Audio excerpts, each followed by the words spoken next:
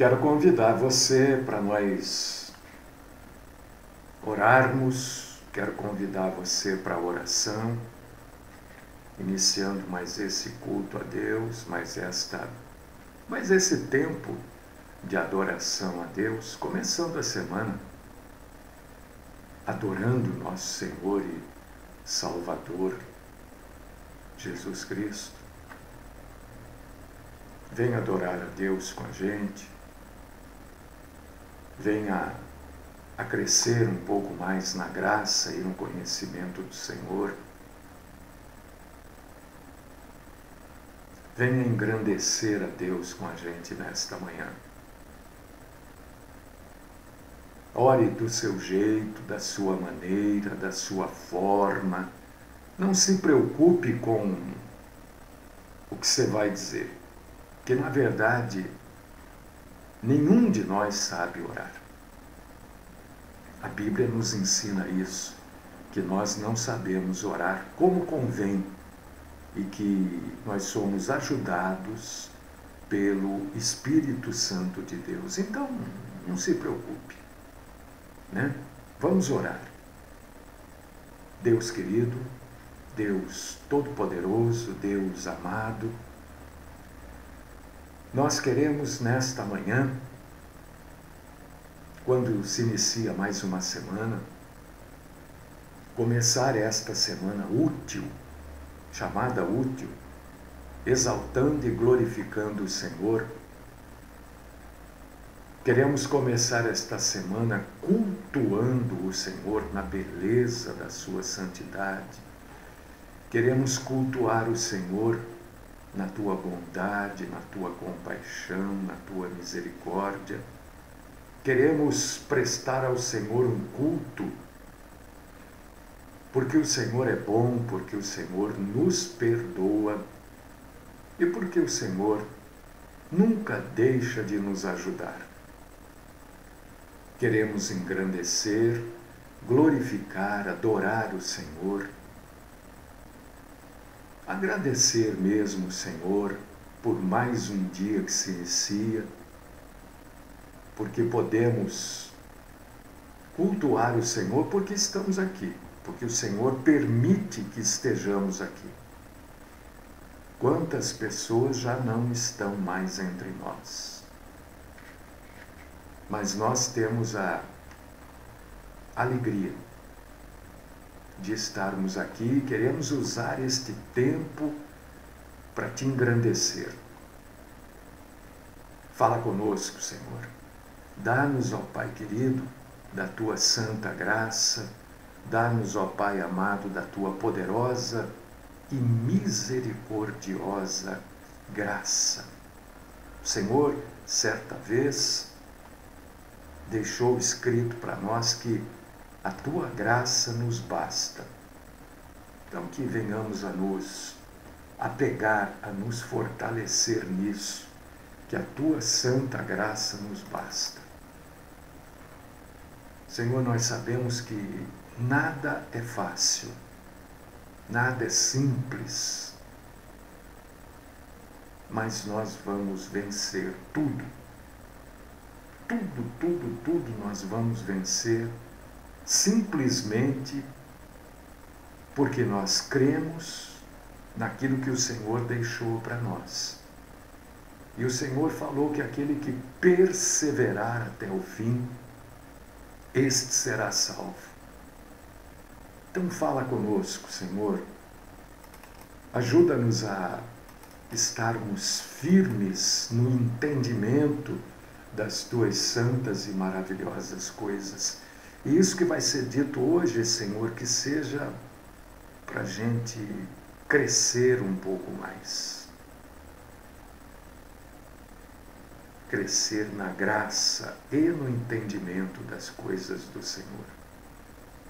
Afasta-nos, Senhor Deus, do mal, principalmente da mentira. Todo tipo de mentira. Esta é a oração que eu faço. Honrando,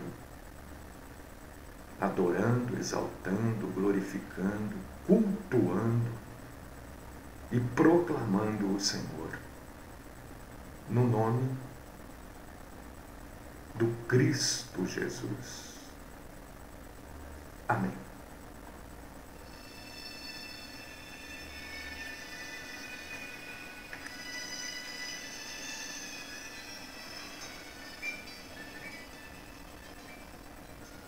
Irmãos amados, irmãs queridas, eu não sei se vai dar tempo de eu...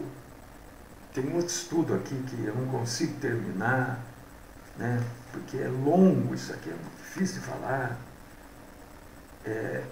Eu falei sobre ele na semana retrasada, que é a manipulação financeira que está profetizada na Bíblia, mas está difícil de terminar, sabe? E tem agora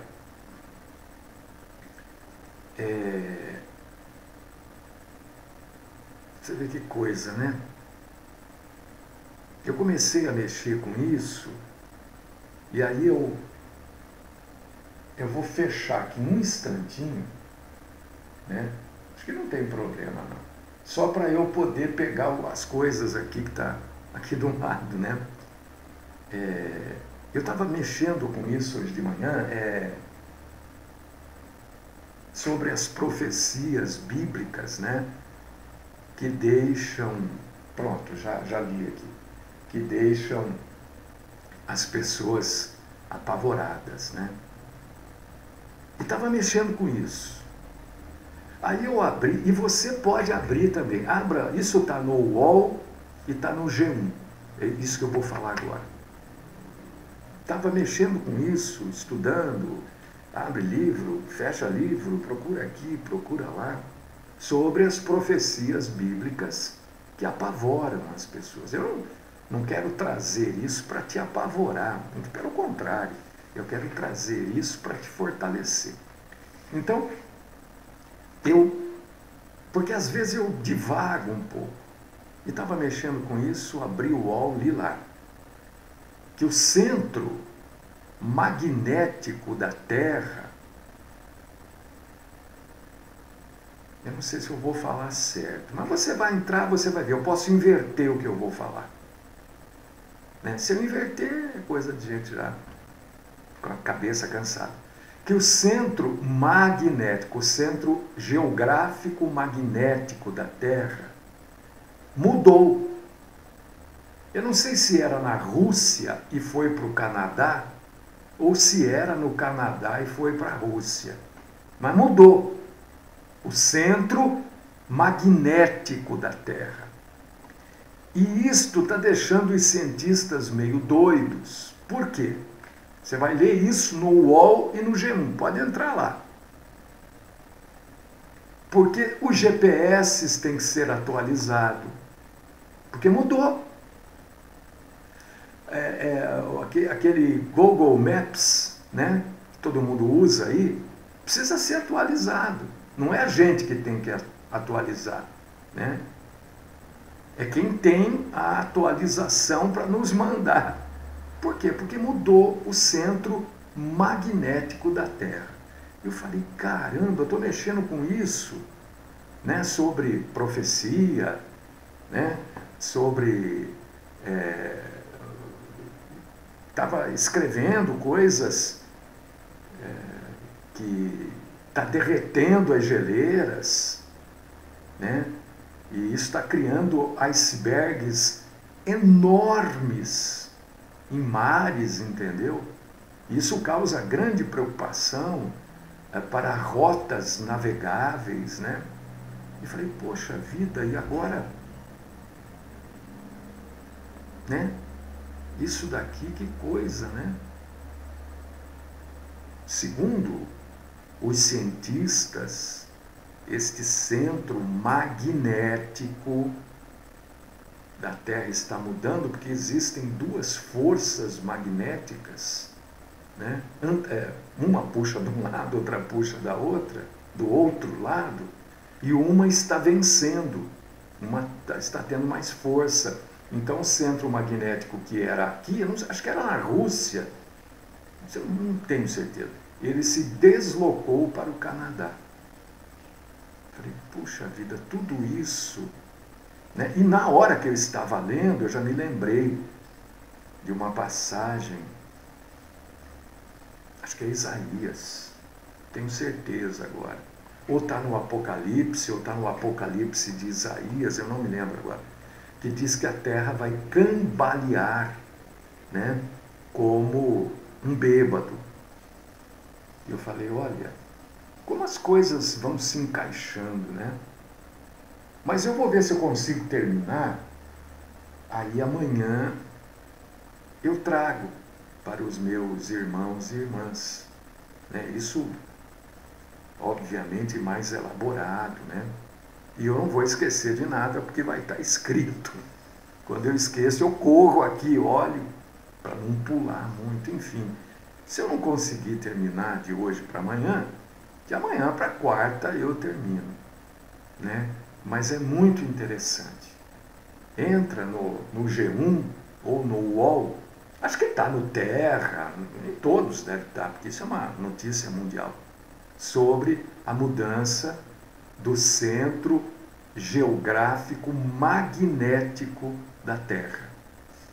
Você vai ver que interessante que é, e você começa a ligar com as coisas bíblicas, né? Vamos ver se eu consigo terminar, porque das manipulações financeiras está aqui, não consegui ainda. Na verdade, eu nem voltei a mexer, né? Nossa, tanta coisa que a cabeça da gente fica... Bom, mas vamos lá.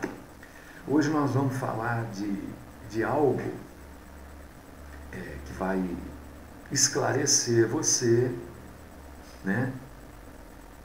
Muita gente já leu esta passagem, já ouviu várias e várias pregações da palavra de Deus a respeito.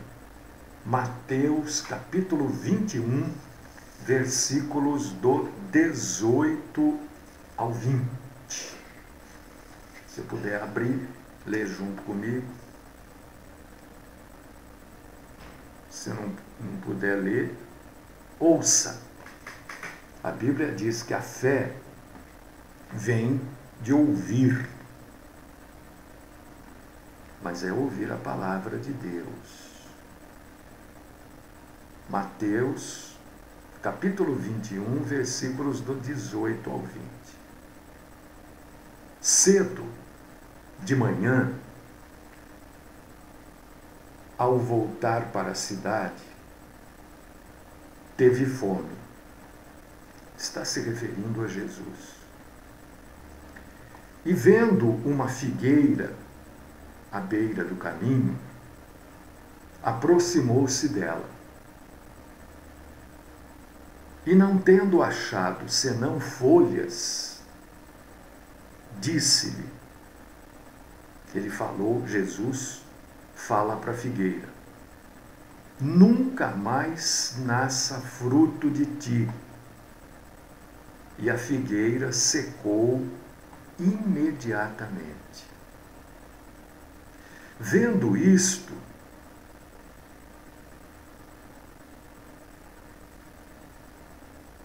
os discípulos admiraram-se e exclamaram, como secou depressa a figueira.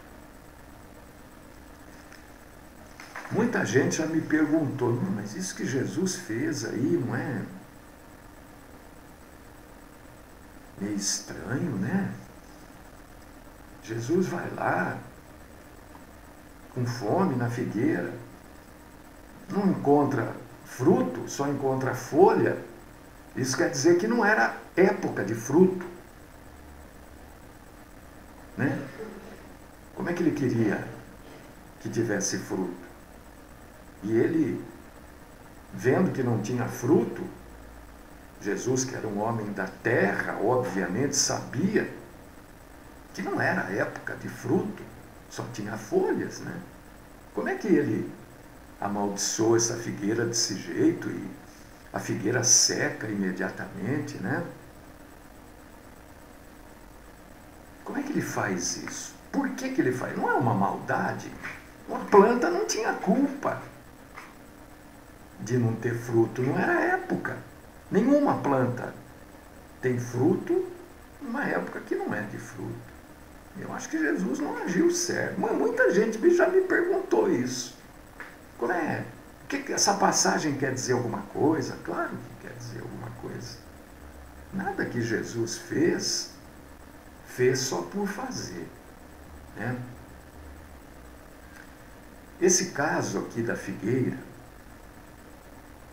foi um pouquinho antes da morte de Jesus.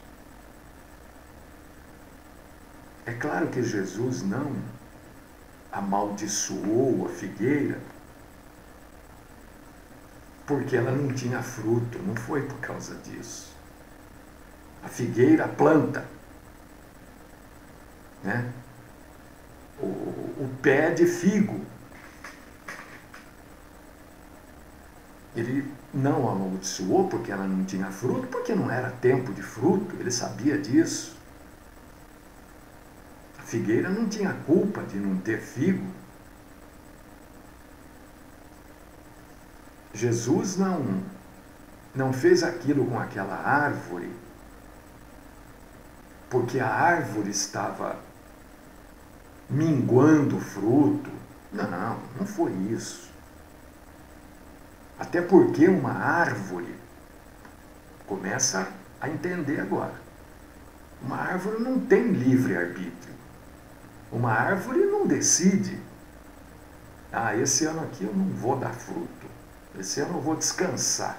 Não, a árvore não pode decidir esse tipo de coisa, né? Quem tem livre-arbítrio é só o ser humano. Quem decide o que vai ou não vai fazer, o que vai ou não vai falar, se vai ou não vai trabalhar, é o ser humano. O restante dos seres vivos na Terra não tem isso. A árvore dá fruto porque é época de fruto.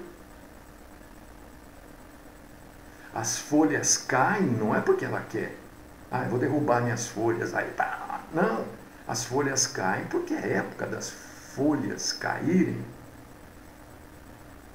Então, a árvore em si, a figueira, o pé de figo, não tinha culpa nenhuma de não ter fruto.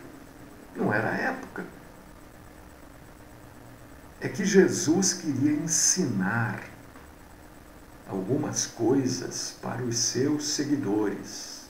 Não para aqueles todos que seguiam Jesus, viviam atrás dele, porque sabia que ele tinha feito milagres.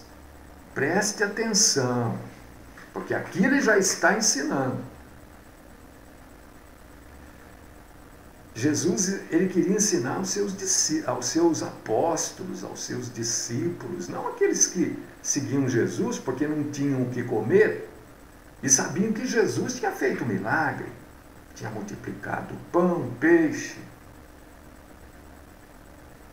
Jesus não veio na terra para trazer arroz e feijão para a nossa mesa.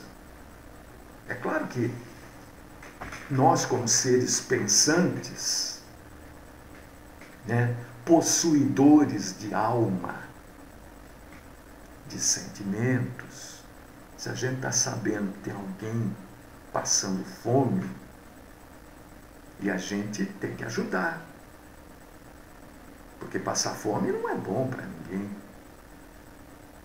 Se a gente está sabendo que aquela família está passando uma necessidade, eu não tenho que ir lá perguntar se ela está precisando ou não. Se eu sei que ela está precisando, eu vou lá e ajudo. Acabou. Né? Como disse um irmão outro dia no Facebook, não lembro quem foi. Ele escreveu, olha, quando você doar alimento, não fique tirando foto do alimento, né? Está certo o que ele escreveu. E depois ele coloca assim, o que uma mão faz, a outra não precisa ficar sabendo. Então, se a gente sabe que alguém está passando fome, nós temos que ir lá ajudar. Mas Jesus não veio para pôr arroz, feijão no nosso prato. Foi para isso, não. Ele, aliás, sempre falou, e na época de Jesus, fique sabendo você, era uma época de muita fome. Muita fome. Na época de Jesus, e você lendo a Bíblia, você entende isso. Você vai ver que muita gente só tinha pão e água para comer. Pão para comer e água para beber. Não tinha comida. Porque os impostos eram altíssimos. A maioria do que as pessoas colhiam ou tinham iam para o Império Romano. E as pessoas passavam apertado o negócio de comida. Muito mais do que hoje. Mas Jesus não veio para trazer arroz e feijão para ninguém, não. Mas as pessoas seguiam Jesus por causa disso. Quem precisava comer, seguia ele porque achava que ele ia fazer milagre a cada esquina. Quem tinha algum tipo de doença física, era paralítico, amputado, né? Tinha lepra, que era uma doença terrível na época. Enfim, todo tipo de doença. Essas pessoas iam atrás, aonde Jesus ia, iam atrás. Por causa disso que de vez em quando ele fugia para o monte. Quando ele falava que ele ia ao monte, é porque ele queria sair da cidade, porque as pessoas não lhe davam sossego. E ele não veio para curar a doença física. Assim como ele não veio. Jesus não veio para nada físico. Jesus veio para o espiritual. Então ele queria ensinar, na verdade, os discípulos, os apóstolos. E não esse povo que estava seguindo ele. Porque esse povo não ia aprender. Esse povo só queria de Jesus o milagre da comida ou o milagre da cura. Mas não queriam aprender nada. Se tivessem comido, eles iam embora, só iam voltar no dia seguinte. Se tivessem curados, a maioria nunca mais ia querer saber dele. Ele sabia disso. Quando Jesus amaldiçoa a figueira, ele está mostrando para os seus apóstolos que ele tinha o poder, além do poder de milagre, de cura, né? De multiplicar pão, peixe, enfim, de transformar água em vinho. Ele tinha o poder também, se ele quisesse, de exterminar os seus inimigos. Qualquer pessoa que se aproximasse de Jesus com más intenções ou com intenções fora do plano de Deus Pai. Qual o plano de Deus Pai para Jesus? Salvar a humanidade, não dar arroz, feijão, pão, não curar dor de tornozelo, dor de joelho. Isso não é o plano. Jesus poderia exterminar essas pessoas. E mais aqueles inimigos naturais de Deus, né? Se ele quisesse, ele poderia. Quando amaldiçoa a figueira, ele está mostrando, olha, eu posso fazer. Jesus estava nos últimos dias antes da sua morte terrível. E ele estava querendo mostrar para aqueles que depois iriam proclamar a palavra e escrever a Bíblia, porque a Bíblia foi escrita depois disso, o Novo Testamento. Não foi durante, foi depois de todos esses acontecimentos é que a Bíblia foi escrita. Então Jesus queria deixar claro para os seus discípulos, para os seus apóstolos, que ele tinha um poder infinito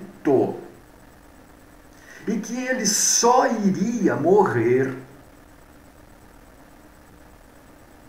não porque mataram, não porque ele não podia se defender, não, porque ele aceitava morrer pelos nossos pecados.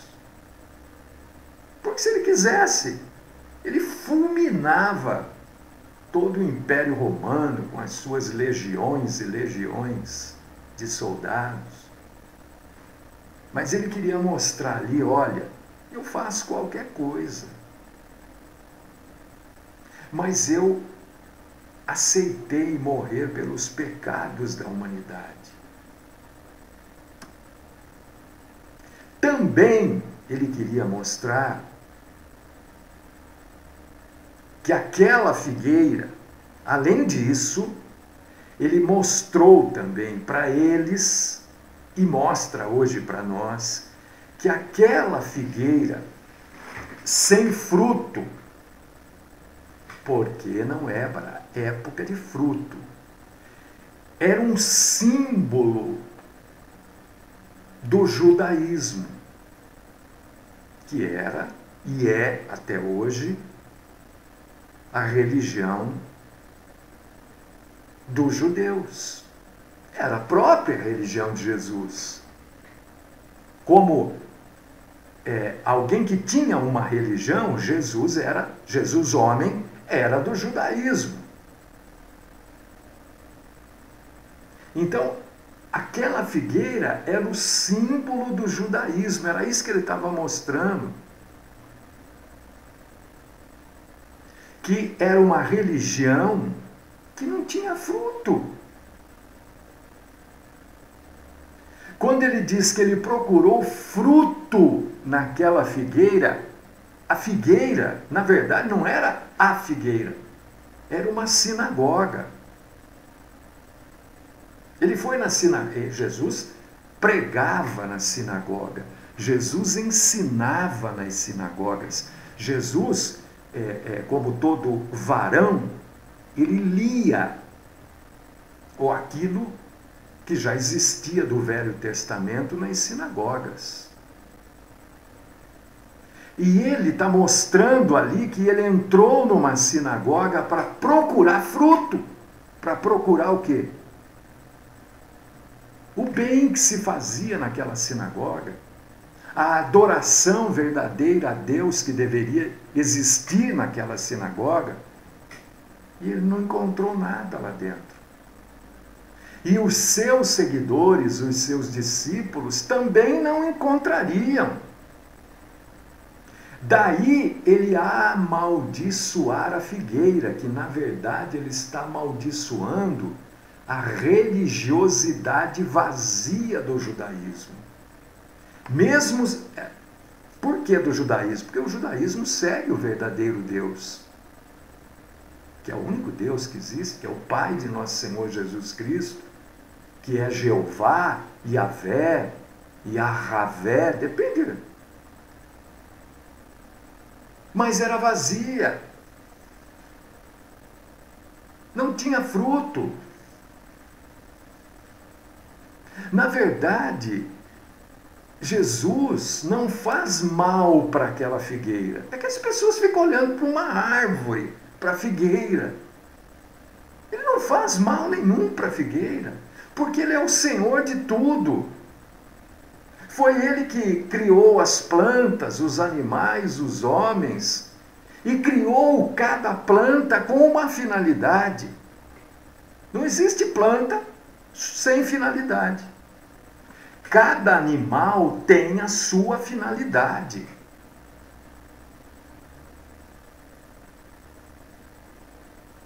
Você deve estar pensando, opa, qual a finalidade do pernilongo que leva a dengue, a zika? Esse pastor deve estar louco. Não, ele tem a finalidade dele. Eu não sei exatamente se é servir de alimento para batráquios, eu não sei, mas ele tem a finalidade. Acontece que o homem, fez com que este serzinho pernilongo, o Aedes aegypti, que nem é da nossa região, o próprio nome diz, é do Egito, migrasse para cá, viesse para cá, que não é a região dele, e se proliferasse. Não foi Deus que fez isso, foi o homem. Mas ele tem a finalidade. Não existe ser vivo que não tenha a sua finalidade. E Jesus está mostrando ali, quando ele seca aquela figueira, que ele é aquele que dá a vida e ele tira também quando ele quiser. Foi ele que fez a figueira. Foi ele que deu vida àquela figueira. Foi ele que fez com que aquela figueira tivesse frutificado muitos anos. Mas ele estava mostrando que ele, como deu a vida, deu os frutos para aquela figueira durante tanto tempo, ele é o dono de tudo. Ele foi lá e matou a figueira, secou a figueira, e daí? Quem é que pode dizer, pô, mas Jesus foi ruim, hein? Ruim no nosso entendimento pequeno, pífio, insignificante, neófito. Ele é o dono de tudo, ele é o dono da vida. A gente agradece a Deus quando a vida está boa. E quando a vida está ruim? Aí não é Deus. Aí ele não é Deus. Porque está ruim, porque não está do jeito que a gente quer. Ele é dono de tudo. As plantas existem para servir os animais. E os animais existem para servir os homens. É assim. Não é o homem que é para ser servo do animal, do cachorrinho, né? Meu bebê, eu acho isso, sinceramente, vocês me perdoem, mas é uma coisa assim digna de pena. Quem chama um cachorro de bebê?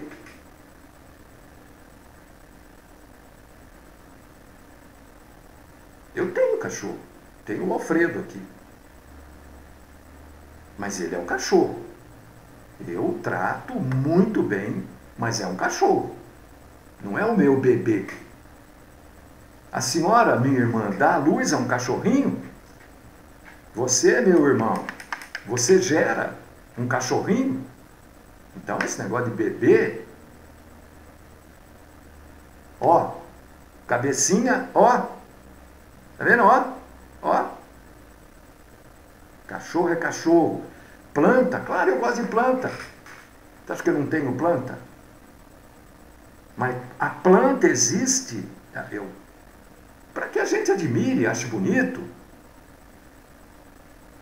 A planta existe para servir os animais. Está falando de uma maneira geral, porque animal, de uma maneira geral, é claro que existem os carnívoros, mas se alimentam daqueles que se alimentam de plantas também, né?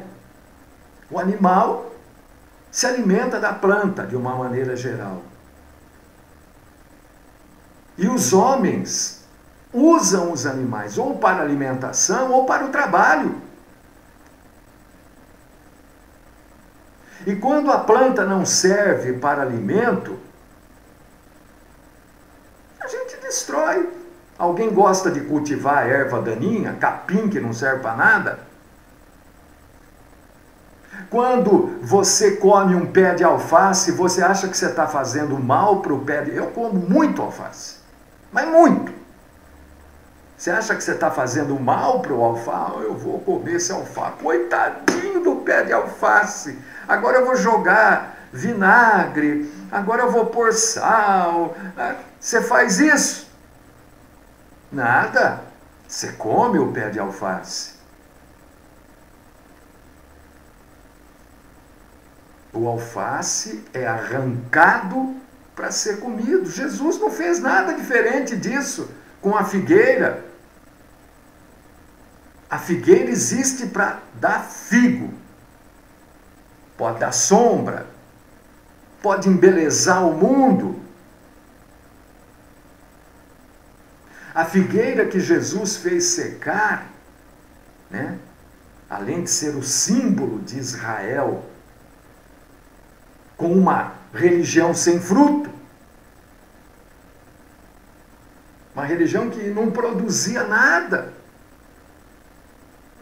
Uma religião que tinha que esperar o Salvador vir para que verdadeiramente se concretizasse a salvação.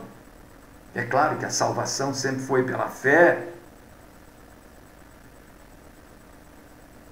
Uma religião que vivia de sacrifícios, porque os sacrifícios eram uma maneira, né, de Deus segurar o homem um pouco.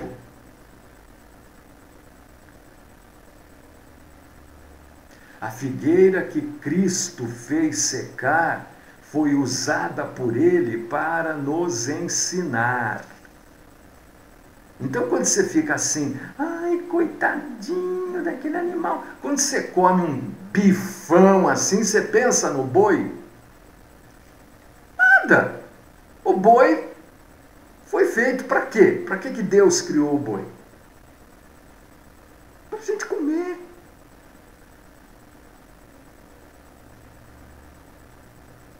O dono da fazenda solta lá os bois na invernada, no pasto, né? Para que eles comam aquele capim, para não ficar lá aquele negócio crescendo alto. Ele come, deixa rentinho ao chão, aí o dono da fazenda tira daqui, passa para lá. Enquanto ele está comendo o outro lado, esse capim está crescendo de novo. Para quê? Para a gente comer a carne do boi, para beber o leite da vaca. Aquela figueira,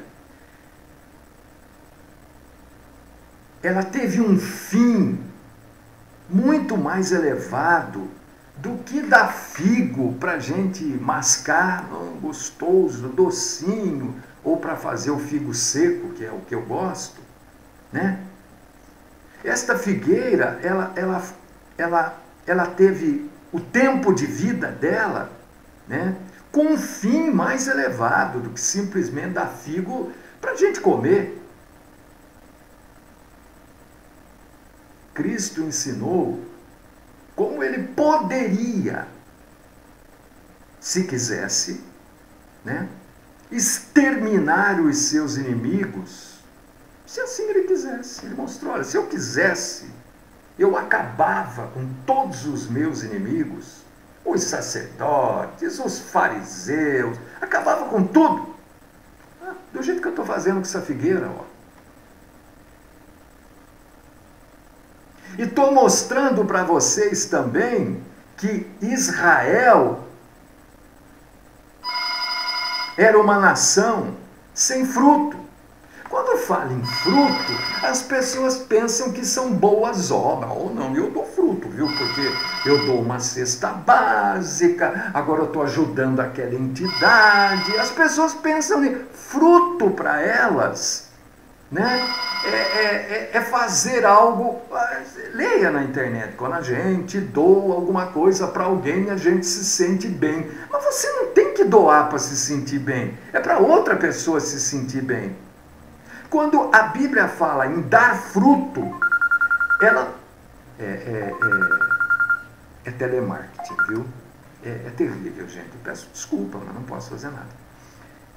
Quando a Bíblia fala em dar fruto, né, ela está falando em arrependimento, isso que é fruto. Quando diz que Israel era uma nação sem fruto, quer dizer, Israel era uma nação que até hoje não se arrependeu. A não ser os judeus messiânicos, né? Mas a maioria não o é.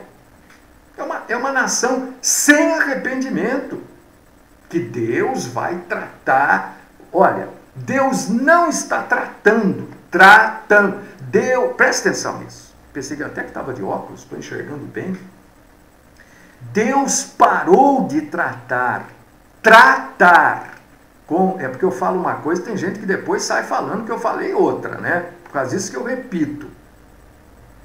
Deus parou de tratar com Israel em Malaquias. De Malaquias até Mateus, quando Deus começa a falar, não a tratar, com Israel novamente, através de Jesus, há 400 anos de silêncio absoluto de Deus. Cristo veio para os judeus, mas não para tratar, veio para trazer para eles o que era salvação, o que era arrependimento. Eles ouviram e mataram. É claro que Cristo aceitou isso, porque era o propósito de vida dele, morrer para salvar a humanidade, né? Mas o Senhor não está tratando com Israel hoje. O Senhor vai passar a tratar com Israel a partir... Hoje Deus trata com quem? Com a igreja. Quem é a menina dos olhos de Deus hoje? A igreja. A partir do arrebatamento da igreja, Deus vai continuar aquilo que ele parou em Malaquias. Ele vai, então, retomar, voltar a tratar com Israel. Porque Israel não se arrependeu. Não há arrependimento por parte de Israel. Eles só vão se arrepender lá quando toda língua confessará que Jesus Cristo é o Senhor. É lá que vai acontecer o arrependimento de Israel. Então, quando você lia Mateus 21, do 18 ao 20, a respeito da figueira, mas Jesus foi secar a coitada da figueira. Coitada não existe ninguém coitado. Jesus faz o que ele quer. Se ele quiser agora me levar, nós temos que dizer glória a Deus por isso. É assim que funciona. O cristianismo é assim. Porque a gente costuma dar glória a Deus só quando está tudo bem, está dentro daqui dos conformes, né? Está dentro daquilo que a gente gosta, dentro dos padrões que o mundo impôs, né? Mas a glória a Deus é quando a figueira seca também. Então, este ensinamento que Jesus trouxe para os seus discípulos, não para o povo, para os seus discípulos primeiro, se eu quisesse, eu exterminava com os meus inimigos aqui, mas daí eu não cumpriria o meu propósito de salvação. E esta figueira aqui, ela representa o poder que eu tenho para acabar com tudo, porque fui eu que criei tudo, e também representa a nação de Israel. Uma nação religiosa, mas sem arrependimento. Então não existe religião verdadeira sem arrependimento.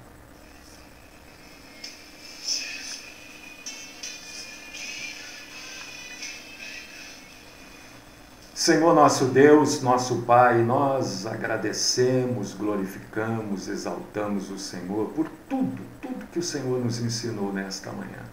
Somos gratos, exaltamos o Senhor, te agradecemos profundamente porque pudemos entender muita coisa hoje, né? Hoje, juntos, além de cultuarmos o Senhor, nós crescemos na graça e no conhecimento do Senhor. Continua falando conosco, Senhor, e nos livrando, Pai querido, de todo o mal, principalmente da mentira. Esta é a minha oração no nome do Cristo Jesus. Amém.